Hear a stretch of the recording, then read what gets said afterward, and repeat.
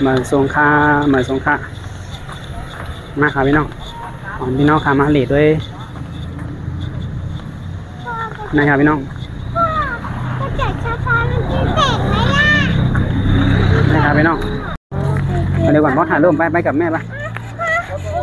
ไปสวัสดี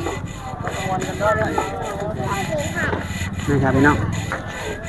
สูงไว้อยู่ค่ะเนาะในตั้งเลยก็จะมีก้นอยู่ครับพี่น้องก้นตึกเลกันนะเนาะ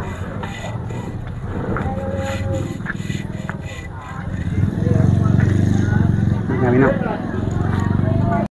ถ้าพวกว่าเลยหน้าไปก่อนแล้วลองดูแล้วก็อย่างเดินมาขึ้นได้เลยค่ะคุณพี่คนละกี่บาทครับผมคนละ60 บาทจ้าเด็กคิดยังไงครับผมน้องไม่คิดน้องไม่คิดนะครับหนูไม่มีเงินพอแล้วนะดีใจไม่คิดน้องไม่คิดน้องไม่คิดค่ะอันนี้ขึ้นได้เลยจ้าขึ้นได้เลยค่ะคนสวยไปบอกว่าของหนูปีนะคะกินนะคะใส่อะไรลูกใส่รองเท้าด้วยใส่รองเท้าเลยเหรอครับสองเอาด้วยหนูนี่เอาของลูกเอาของหนูด้วยอันนี้สวมได้ไหมสวมได้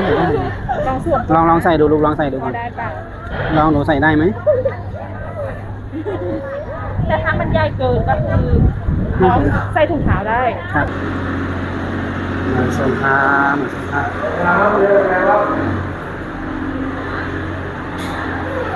มันให้เดี๋ยวมาเลยครับพี่น้อง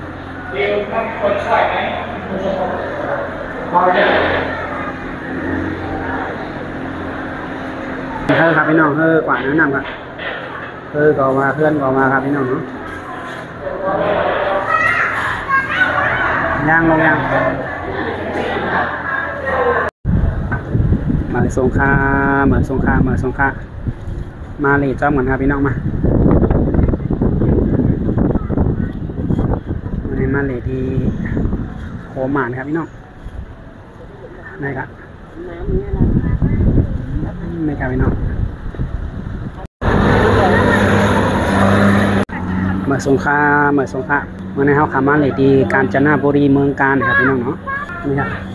เอาขามาเลนไว้เหนือสะพานกระจกนะครับพี่น้องนะครับพี่น้องมาขามาเลนจ้อมกันค่ะมา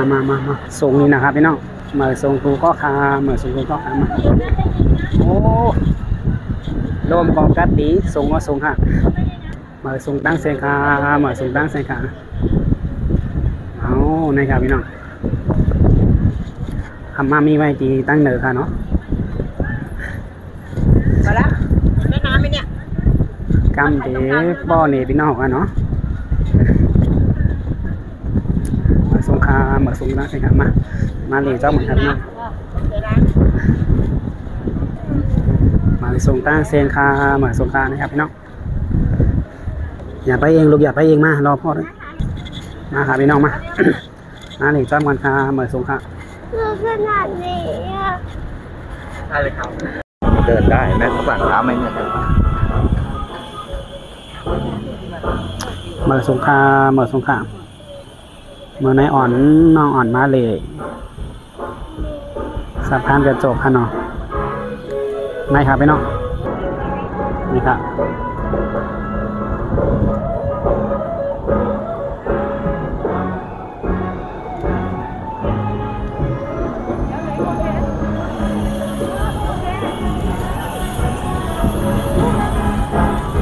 อันนี้เมืองกาญครับพี่น้องเนาะจอมพิมพ์จอมผังก็จะเป็นร้อยครับพี่น้องนี่ครับ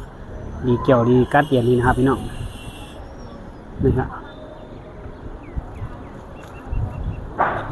มาครับพี่น้องมาเรียนจอมกันครับกูเกาะมาลูกขนมเย็นเลย